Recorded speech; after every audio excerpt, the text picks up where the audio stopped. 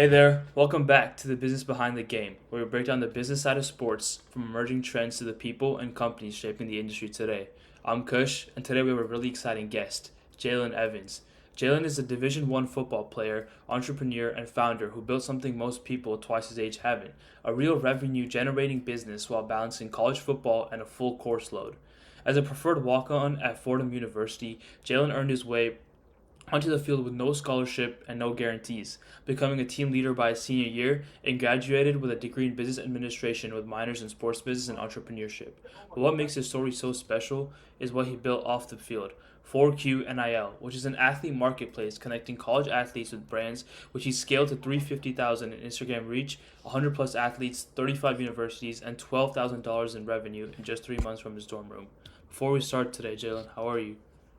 And I'm great, man. I appreciate the intro. That was nice. I really appreciate that, man. Yeah, I'm excited to Excited get to this be here. started. Yeah, I'm excited to get this started too. So let's start from the beginning. You're a preferred walk on at Fordham, no scholarship, Yes, no sir. guarantees. For people who don't know what that means, can you break it down? Like, what does it actually feel like to show up on day one knowing you have to earn everything? Man, it's definitely a struggle. But that's like I never was afraid of adversity. I knew that coming into the program, like it was a good football program as well as a good academic program. So that was important to me, first of all, coming out of high school, kind of different, opportunities to go elsewhere. Mm-hmm. But with Fordham being in New York City, being a good program, good academics, I'm like, all right, I'm gonna bet on myself here. So that's basically what you're doing as a PWO. You get the spot, so it's not like you got to try out or anything, but you gotta come in there knowing that you're probably gonna be in the bottom of the depth chart, and even with if you have a good camp that doesn't guarantee anything. So Yeah, it definitely was a struggle to start off, but kind of built as I worked my way. I'm like, all right, I gotta do extra things. I gotta do extra film. Gotta get my body right. So you can't leave the coaches with any excuse to not push you yeah, on the field. So that really, if anything, it helped me with my life being a PWO because it's like you could be doing everything right, but you still get overlooked. But that doesn't mean you stop. It means you keep going. So yeah, definitely. I mean, adversity's gonna you're gonna face adversity no matter what, and obviously as a walk on, it's definitely a lot tougher. And I was actually just I just wanted to follow up on that. The coach who recruited you left after your freshman year, and you had to start over. I mean, that's obviously like a gut punch for any athlete. How did you handle that moment, and what kept you going through that? man, that's really was like one of my first like introductions into college. Like, can't speak for every college, but that's something I learned. Like, a lot of coaches really, I want to say transactional, but Mm-hmm. like some of them will literally leave and not say anything. So that was my case. Like, my coach left and then like give anyone a heads up, and I'm like, dang, like, and that's really important, especially with Yeah, PWO, because the coaches the business side of things, like when they get you on the field, that works better in their favor because that goes yeah, back. They got a good recruiter on their resume, things like that. So when he left, I didn't really understand how the college world works. So I'm like, cool, I'm gonna get another coach and mm-hmm. whatnot. Um, but like grand scheme of things, like it definitely hurt a little bit, but like I still had to do what I had to do, without him, Yeah. and that is life. Like that's really like one of the first college things. I'm like, man, you really have a coach, we recruit you. Like, man, we want you here, stay here. They could be going the next day. So Yeah, yeah, that definitely. was crazy. That's for sure. It's a crazy moment, and obviously, especially as a walk on too, and if you're switching coaches and stuff like that, it can definitely be really really tough.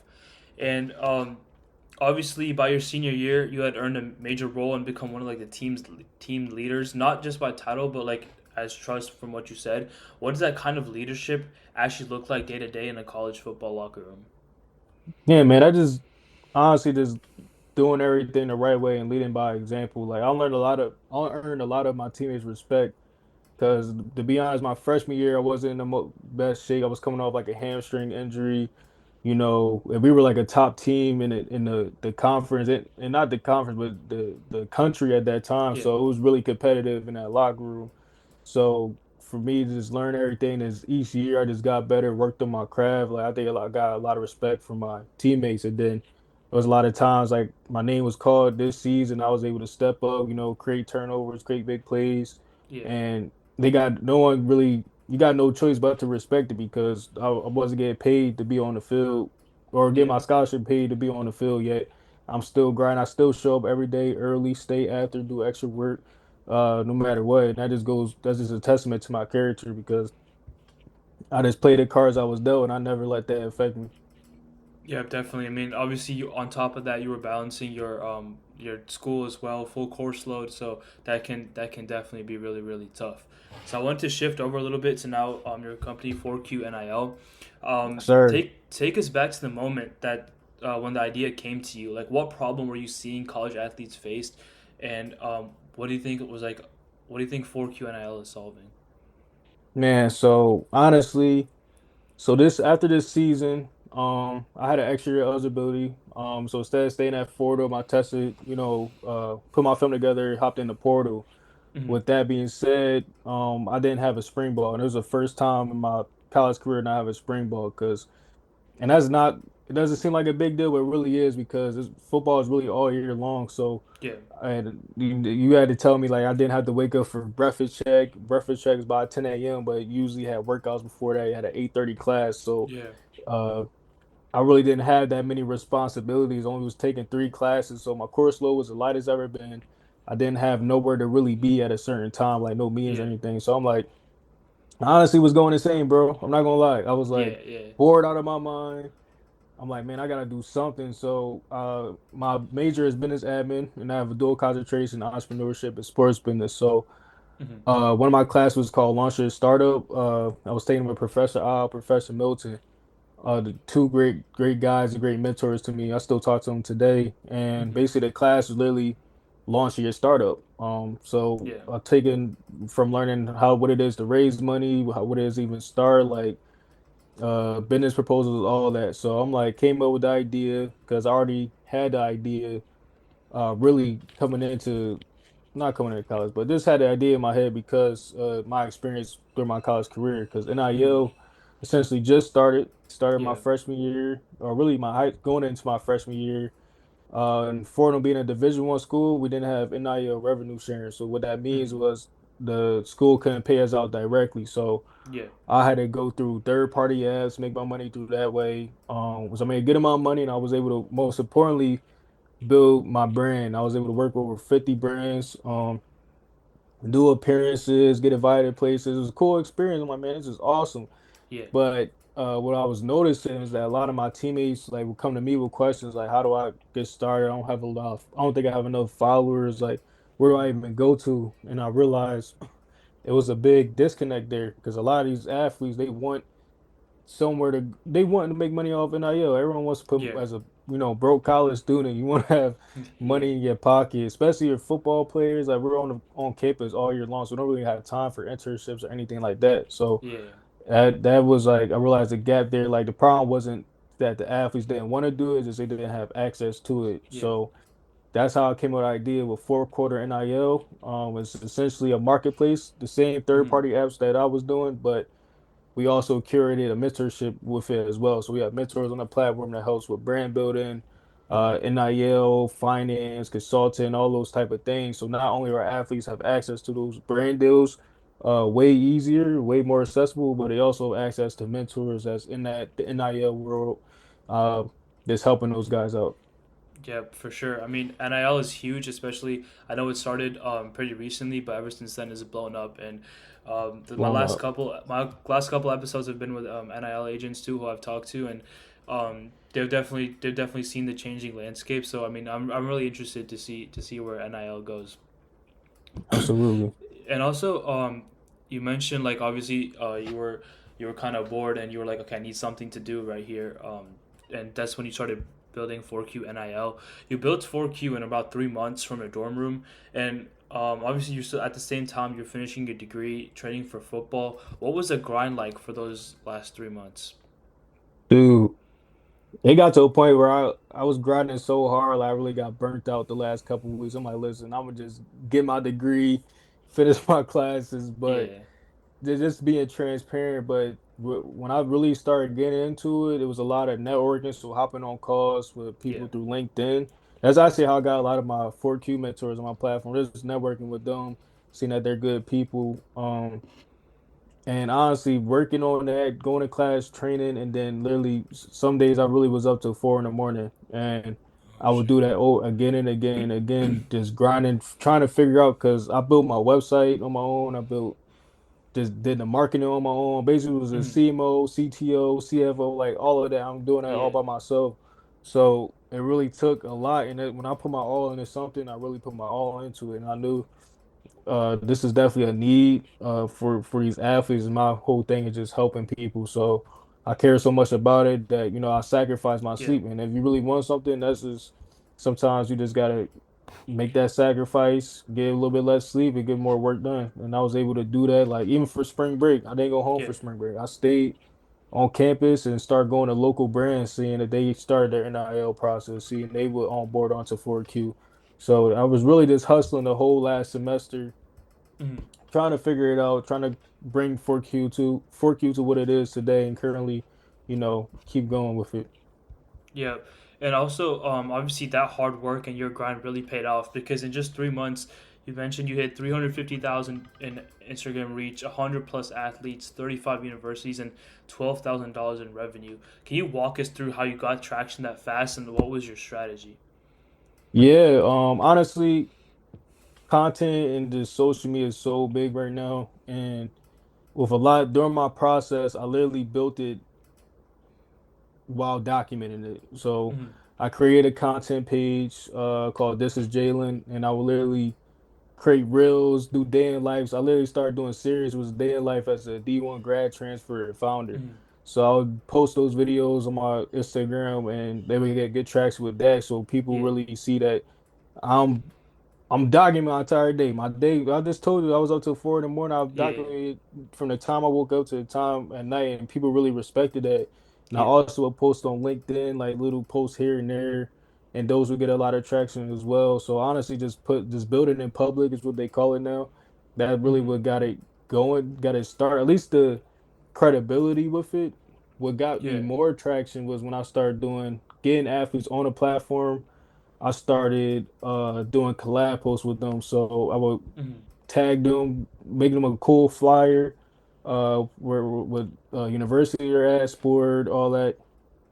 Say welcome to 4Q, collab with them on a post, and then their athletes are seeing that as well. So Yeah, yeah, that really start bringing in more athletes, and they seeing the credibility for when I'm documenting, and now the brands are coming in, and then now it just all just start rolling, and I'm currently still in the process. Like it's still a very young startup, but that's really how we got to where we are right now. And honestly, it's past probably 350K views. We're getting yeah, lately monthly views is insane right now. So yeah. we get new athletes darn near every day. So Yeah, I mean, definitely. I think credibility is a really big thing, and obviously that I went through a similar process with my podcast. Starting off, it's like really slow, and then once you start to get a couple guests here and there, then that's when other people start to come in with you, and you can really start hmm building your brand from there. Now, absolutely. diving a little bit deeper into the app itself. You mentioned that the platform connects athletes with brands for NIL deals. Can you break it down how it actually works and what is the Mhm. experience for an athlete coming into 4Q and what does it look like for a brand? Yeah, absolutely. So it's real simple, and I made it because one of my main like advantages I say I have is that I literally was just an athlete on the other side of things, Mm-hmm. applying to deals, trying to figure out my way through the NIL space. So I made it really easy. So on my website, 4qnil.com, it prompts you like join as an athlete, partner as a brand, partner Mm-hmm. as a mentor as well. So it's this simple, like a sign up form. Once they sign up, put their information, they have to put their address, so that's where their product gets sent to. Um, Once they do that, they prompt it to their dashboard, and their dashboard literally has the deals available to them right there, then and there. You also can see the deals available just simply going, even if you're not a user on the platform, just going to 4qnil.com and then scrolling and Mm-hmm. being able to see that they're there. So it's real easy. It's literally a two-step process. Really think about it. You make an account, you're already in your dashboard, and you click apply. And obviously, certain agreements that they got to sign where I have them like when they do get the free product, they have to create that post with the product on their social media. That's the only thing I require from our athletes. Yeah. And then it's the same thing with the brands. They could create an account for free. Uh, we charge them for a certain price, depending on the brand, and then Mm-hmm. they have their own dashboard, so they're able to see the athletes that's are available that they want to work with, and they're able to reach out to them if they want to as well.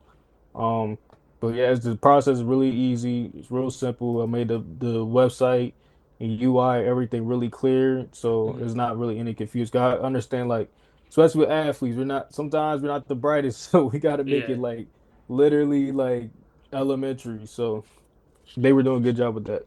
yeah, definitely. I think making it easy, obviously, it's a lot easier, but it's a lot simpler for them to navigate through as well. Is that what you think like differs you from other third party apps? Because you mentioned earlier you were talking about like there was other third party apps, and then you built your own. You had a mentorship program, and then it's obviously you Hmm. made your UI and stuff simpler. Is that what you think differs you from other brands? Absolutely, absolutely. Because I worked with probably like five different third-party apps, all had different things that we're good at. Like a lot of them were Yeah. really good at making sure we got payouts and things like that. But a lot of their websites either wasn't simple, like you gotta click so many different links just to get to where you gotta get. Hmm. Sometimes there's the other platforms where you log in and it is too much information. So it's like Yeah. I try to find a real. I mean, I'm grateful that I had those experience being an athlete, being able to be work through those platforms because that really prompted me like, all right, I understand that doesn't work or it doesn't really feel right.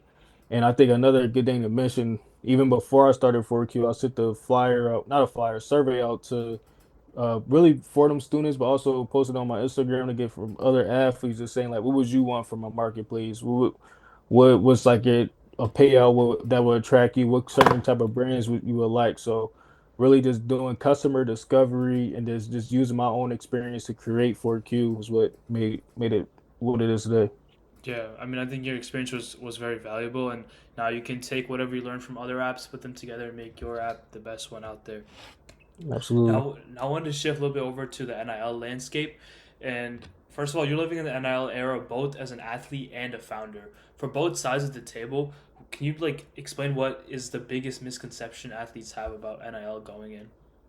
Hell yeah. It's just kind of what I was saying earlier with the athletes thinking they don't have enough followers to make NIL money. That's just completely not true. All you have to Mm-hmm. really have to do is make sure your public, I mean your social media profile is public. Mm-hmm. Obviously be a little cleaned up. You are an athlete, so you should be representing your college, making sure nothing on there that you wouldn't want your parents to see. Yeah. And things of that nature. You don't have to be a Travis Hunter, anybody make money on NIL. You could be D2, D3, Mm-hmm. NAIA, as long as you're following like your university rules, whatever they have set for, but they aren't really that strict. Then Mm-hmm. you should be good. You can make money off your name. And that's what I try to preach to my athletes at 4Q. Like you don't have to be even a top dog at your school. You could be Yeah. literally you're an athlete. That's value within itself. You should be rewarded Mm-hmm. for that. We work hard as student athletes. We up early. We're out. We coming home late from away games. Like there's a lot that go with it. So Yeah. you see athletes need to understand their value, and once they start understanding that more, especially with NIL, like it really, the world is their oyster. Yeah. And for athletes who are like looking into getting the NIL world and they want to start to build their personal brand, how would you what advice would you give those athletes who are just trying to build their personal brand? Yeah, just honestly just hit the post button. Like whatever it is, just post. Don't be afraid for what others think. Like Mm-hmm. that is literally is not a non-factor. When you want to build a personal brands, really just like I said, as an athlete, you already have that value, like and you're already, have an authentic crowd just because of that. So even if it's you posting, you working out, you doing what you do after a game, like you recovery, whatever the case may be, just get Mm-hmm. that out there because brands do love to see like, athletes that have, a bunch of videos of them Mm-hmm. day in lives, come work out with me, like things like that. That makes them Yeah. definitely more attractive. So if I was an athlete just starting out, my social media was at zero, not really any posts. That's what I would start doing, like just start Mm-hmm. posting, documenting what I do in my everyday life. Because honestly, you're already gonna do it. You're already gonna go Yeah. work to the Yeah. gym. You're already gonna go to the field. Just hit the Yeah. record button.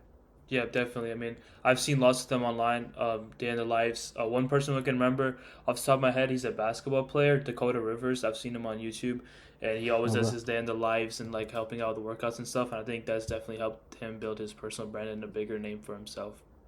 Yes, and people love that. Brands love that. People love that. Like it shows who you really are. You can't get a more Yeah. authentic experience than that. So behind the Yep. scenes is someone that works hard. It's Yep, awesome. definitely. Yep, yep. And for NIL, obviously from the outside perspective, it might just seem like almost like free money, or it's just like really simple, like, oh, I just have a Mhm. social media brand and it's just I'm just gonna get paid and become like really rich. What are the financial mistakes you've seen athletes make, and that's how does that hurt them down the road? Financial mistakes. I would really see the only financial mistakes that I really seen as like when people get signed to an agent Mm, and they're not really negotiating them well. And that's really why I really didn't want to do an agency. I want to stay definitely away from, especially right now, because it's not. There's a lot. It's mm, certain licenses that you have to have, and a lot of these agencies don't have those certain licenses. So yeah. athletes want to have to be careful with that, and then really see what their intentions are. Because I know a teammate of mine that had a few like Power Four schools coming from my school, where at the FCS level, and his agent had him go somewhere where just because it was more money, but the opportunity to whether it was like either I'm sure it was either playing time or something. It was sounded it was that the grass probably would have been a little bit greener, but this agent wanted him to go somewhere that had more money. So Mm-hmm. that's you gotta be careful with that. That's why I see a lot of these athletes get caught up. You also see athletes sign certain deals. And these are really you really only see the mistakes at like the power forward level, and that's the level where I wasn't at. So Yeah. I can only speak for where I was at, but you see them constantly like getting even the Oregon player where he hit the portal, but he was already his NIL was binded to Oregon for him to play for like at least another year, but he Okay. left. Then he had to pay the money back, but the money he had to pay back was gone. He already blew through it all, so it was Mm-hmm. just and you just see that constantly over and over again, and it definitely got to be regulated. Make sure these athletes are safe. That's why I'm trying to get mentors on our platform that really care about these athletes, really set them up with systems so that when they get their money, they can manage it and it grows over time. Like put it in a Roth IRA or something. 401k, all that good stuff. So Yeah, and I mean, I think financial literacy is obviously a huge problem for some athletes, and yes. even I know at in colleges they might not teach that. What is your take on that? How important do you think financial literacy is, especially in a world as complicated as NIL?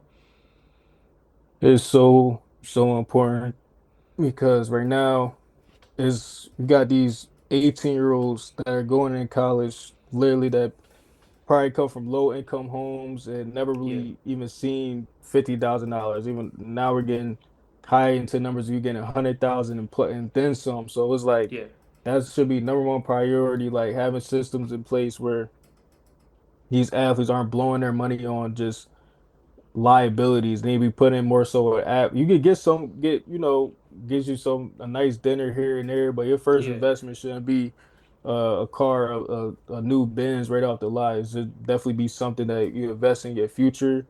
Um, and it's only going to help them. So that they need to yeah, be getting taught on like and really just having the right people around them that is telling them to do the right things and making sure they managing their money well because it's you see it is too many stories right now and I only been around for a few years and you already seen a lot of stories of kids literally like not following their taxes. That's a whole nother thing. yeah, Just their contracts, they're just finding blowing through their money that they can't pay what somebody can't pay Tom and like you know what I'm saying? It's just bad. yeah. This is a bad all around. Yeah, the taxes part I was just about to mention because my last guest I talked to, Evan Alexander, I was talking Oh, to I about know the end. Evan. He's actually a Yeah. 4Q mentor. Oh, really? Yeah. Yeah, Because he's on I the was just platform. yeah, I was just talking to him about NIL and all that stuff, and he was like, he always has these like LinkedIn posts about like financial literacy and stuff, and he's like Hmm. breaking down because like you can get $100,000 check, but in reality, obviously, you have your taxes and all that, Yes. and that gets like cut down a lot, and then people just blow through that money, and then when they actually need it, it can become a huge problem. And Absolutely. yeah, now I want to shift a little bit over to your entrepreneurship side. You said like you mentioned earlier that while your peers and your friends were on spring break, you said on campus pitching local businesses. What do you think drives that kind of mentality, and where does it come from?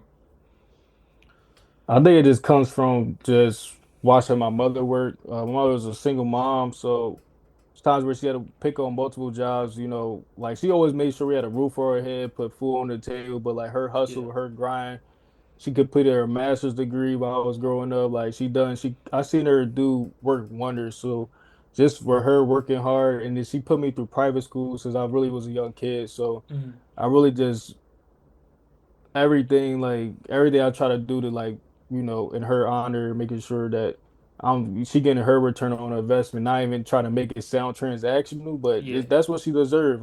Yeah. That's she worked hard her whole life. I was like, who am I not to, work hard? So that's a just a no-brainer right there. And it just everything I've gone through, just with adversity, just Mm-hmm. being a PWO, like it's kind of like definitely just something in me that just wants to just wants to win at the end of the day. And I'm definitely gonna do that and keep going. And it's definitely having a good amount of people, good the right around the good.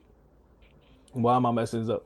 The right, the good people around you is very important. Like I have a couple of one of my teammates of mine. He was a senior, I was a freshman, but we were close friends. He started his company Mm-hmm. called E Closet. It's like a Airbnb for clothes, basically, rental app. And he saw that I was building a marketplace, and we would just hop on calls with him, with my other teammate of mine, Dion Montgomery. He started My Central, so which is like another marketplace, but that's for car Yeah. parts. So we would literally just hop on calls, just brainstorming, putting our brains together, trying to help each other out, see what experiences that we had. Because right now I'm a solo founder, but Yeah. with them, they're definitely a part of my team. Deion Montgomery and Brandon Spencer. So shout out to them and what they're building because they definitely helped me out a lot as well as I helped them out. So it's just Yeah. that's like really been it's definitely have a good people around you and just knowing where you came from, never forgetting that at all. Yeah, that's very inspiring, and I think your point about surrounding yourself with the right people is really important too. Because obviously, growing up, you can always surround yourself with the wrong people, get into a lot of trouble, and then the rest of your future can just be in shambles. So I think just obviously your mom putting you in a private school is huge. Obviously, Hmm. surrounding yourself with a bunch of other people who are like minded individuals, hardworking, and not saying that public school individuals are not like that, but I mean private schools obviously. Um, Definitely a more in that blessing. sense. Yeah. Definitely was a privilege to go to private school. I went to Malvern Prep. It's one of the top schools in PA, maybe even the East Coast, from like academics to athletics. Like Yeah. our teams always win the state chips or academics. We always got people going Ivy League. Like the whole pipeline is really just honestly your goal is to go D1, whether it's academics or Yeah. sports. So it was a blessing to go to Malvern for sure. Yeah. Yeah. And Fordham too. Fordham, another great institution. Yeah. And I wanted to go back to obviously building your personal brand. And I mean, I think a pretty common problem between a lot of athletes is struggling with identity after their playing career ends or gets disrupted. Because I mean, as an athlete, even if you get to the professional leagues, you might only end up playing until you're 30, 35, and you still have a lot of life left to live. How have you thought about building identity off the field, and what advice would you give to athletes who haven't started thinking about that yet? Man, it kind of like hit me kind of when I told you I hit the transfer portal and I came back from winter break and I really had nothing to do. And I'm not gonna lie, like for like 2 weeks, I really wasn't doing anything. And I'm like, man, this can't be my not that it can't Yeah. be my life. Like I'm being a little dramatic, but I could definitely see how people could get in a hole and it's hard to get out. Once you get two there, that's why I'm like gave myself 2 weeks. I'm like, all right, after that I'm locking in. And Yeah. but not everyone has that. So it's really just when you get to that point, I definitely think kind of what we say is surround yourself with like-minded individuals, people that's trying to do something in real life. With me, what I Mm-hmm. found is like I love talking to people that are building something, like Yeah. whether that's kind of what you do with a podcast, whether Yeah. it's a app, anything like that, because they're trying to whether that's break generational curses or just we're in their 20s now, so it's like, Hmm. this be the time you're supposed to work hard. I think people that think like that, you can easily see, you can easily tell. So that's what I've been trying to do, just surround myself with people that think like me because even when I'm down or not feeling my best, I have people that I could go to Yeah, that could motivate me, or I even see them on social media like, oh, he got up for a run today. Like, all right, I could go do it too. If he's yeah, doing it, I'm doing it. So it's like a yeah. triple effect in a positive way. So Yeah, yeah, definitely. I mean, this just goes back to your point about surrounding yourself with the right people, the right things, and being mindful of the content and stuff you consume. And I think that can play a really, really big role in your life. And now, absolutely, looking ahead, obviously 4Q is in somewhat in its like early developing stages and just early stages. Looking ahead, what is your vision for 4Q in the next couple of years? man. I want 4Q to be the biggest NIL marketplace in the world, genuinely helping these athletes get Yeah, opportunities, letting know these athletes know you don't have to have a million followers to make money off your name. Your name is your name.